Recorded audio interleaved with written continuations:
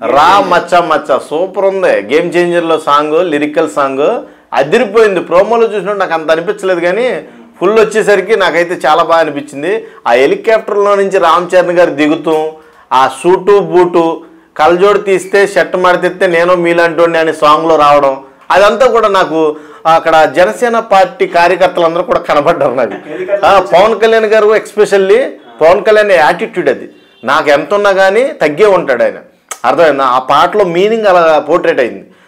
ఎట్లా అంటే ఎగ్జాక్ట్లీ ఒక పెద్ద రిచ్ మ్యాన్ నాకు తెలిసి రామ్ చరణ్ ఆ హెలికాప్టర్లో దిగుతున్నాడంటే పెద్ద రిచ్, ఒక ట్రెడిషన్స్ దగ్గరికి వచ్చి నేను మీలో ఒకడినే అని అక్కడ చూపించడం. శంకర్ అక్కడ బీజిఎం కానీ అక్కడ పడే ప్రతిదీ కూడా బీజిఎం వెనకాల బ్యాక్గ్రౌండ్ చూసారా మీరు, మొత్తం ట్రైబల్ ట్రెడిషన్, అది మొత్తం ట్రైబల్స్ అక్కడ మనం చూసాం, కాంతారాలు చూసాం ఆ ట్రెడిషన్, అర్థమైందా. అదే కనబడుతుంది నాకు వెనకాల కేరళ నాకు తెలిసి. ఒక్క సాంగ్ లోనే కనిపించినాయి ఇక్కడ ఎక్స్పెషల్లీ. అదే మెయిన్ థింగ్. మొత్తం మనకే ఆల్ ఓవర్ ఇండియాలో మన ట్రెడిషన్స్ అన్నీ కూడా ఒక్క సాంగ్ లో చూపించడం, అది కూడా పీక్స్ లో చూపించడం. అందులో మధ్యలో మన మెగాస్టార్ స్టెప్లు వేయడం, మెగాస్టార్ వస్తే కట్అవుట్కి దండం పెట్టడం, అవన్నీ కూడా మిస్మరైజింగ్ మూమెంట్స్ మాట. నేనైతే ఎక్స్పెక్ట్ చేయలే నిజంగా ఇంత బాగా కొడతాడు తమ్మన్న. నేను అసలు నీ నుంచి నేను అంత ఎక్స్పెక్ట్ చేయలేదు స్వామి. బాగున్నాయి స్టెప్పులు అంటే. ఇదిగో మొన్నే చిరంజీవి గారికి డ్యాన్స్కి గాను గిన్నిస్ వరల్డ్ రికార్డ్ వచ్చింది. మళ్ళీ ఈయనే కొట్టుకుపోతాడేమో నాకు కొంచెం భయం వేస్తుంది. ఏదో ఆనందం ఇక అలా బ్లడ్లోనే ఉంది, అది డ్యాన్స్ అంటే వాళ్ళ బ్లడ్లోనే ఉంది. ఇక వాళ్ళని ఎవరు బీట్అవుట్ చేయలేరు. కానీ ఈ రోజుల్లో గ్లోబల్ స్టార్ కాంపిటీషన్ చాలామంది ఉన్నారు, పెద్ద పెద్ద హీరోలు. కానీ ఏమో తండ్రి స్థాయిలోనే మళ్ళీ ఏదైతే ఉందో గిన్నిస్ వరల్డ్ రికార్డు 150 చిత్రాలకు కానీ గిన్నిస్ వరల్డ్ రికార్డు ఇచ్చారు చిరంజీవి గారికి. ఓన్లీ డ్యాన్స్కి, డ్యాన్సులకే, చిత్రాలకు కాదు నేను అనేది, డ్యాన్స్కి. నేను మాట్లాడేది ఎక్స్పెషల్లీ డ్యాన్స్ గురించి. రామ్ చరణ్ గారు కూడా అదే కోవలో వెళ్తాడా ఏంటి? ఆల్రెడీ తండ్రికి మించిన తనడే అని పెద్ద పేరు అయితే వచ్చింది, స్టాంప్ వేసుకున్నాడు ఆల్రెడీ. ఎందుకంటే మగధీర చూసుకోవచ్చు, RRR చూసుకోవచ్చు, రంగస్థలం ఎక్స్పెషల్లీ అసలు మాస్ అండ్ డెఫ్ ఆ క్యారెక్టర్ని చేశాడు, జీవించాడు. అసలు మామూలు జీవించలేదు దాంట్లో.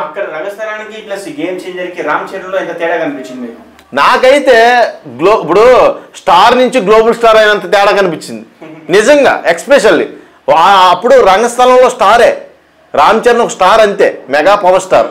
ఈ రోజున mega power star, global star రెండు తగిలించుకోవచ్చు ఆయనకి, అంత పేరు వచ్చింది నిజంగా. శంకర్ అయితే తీసుకెళ్ళిపోతాడు పైకి, లేకపోతే కిందకు తొక్కేద్దాం. నీ దండం ఈ సినిమాని బట్టి అలా చేయొద్దు.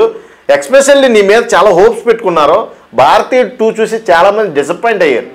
మళ్ళీ నువ్వు అదే కోవలో రామ్ చరణ్ గారిని ఏమన్నా డిసప్పాయింట్ చేసావంటే మేము చాలా బాధపడతాం. ఈ విషయాన్ని బాగా మైండ్లో పెట్టుకొని కూతంతా 2-3 సార్లు చెక్ చేసుకునే వాళ్ళండే ఏదొద్దులనా. నాకు తమన్ మ్యూజిక్ మీద నాకు చాలా అంటే చాలా డౌట్స్ ఉన్నాయి. బాగా తమన్తో నాకు భయం. ప్రతి సినిమాను కూడా కూని చేస్తూ ఉంటాడు. అంటే ఎలా ఉంటాయంటే ఇది ఎక్కడో విన్నట్టుందే అన్నట్టుంటాయి, అర్థమైనా. ఇది ఆల్రెడీ మొన్న టెంపర్ కొట్టాడు కదా, మళ్ళీ తీసుకొచ్చి దీంట్లో కొడుతున్నాడు ఏంటి అన్నట్టుగా ఉంటాయి. ఎక్స్పెషల్లీ చెప్తున్నా, అది నేను చెప్పింది కాదు, మణిరత్నం గారు చెప్పారు, మీ గురువు గారు మణిశర్మ, సారీ మణిశర్మ గారు చెప్పారు.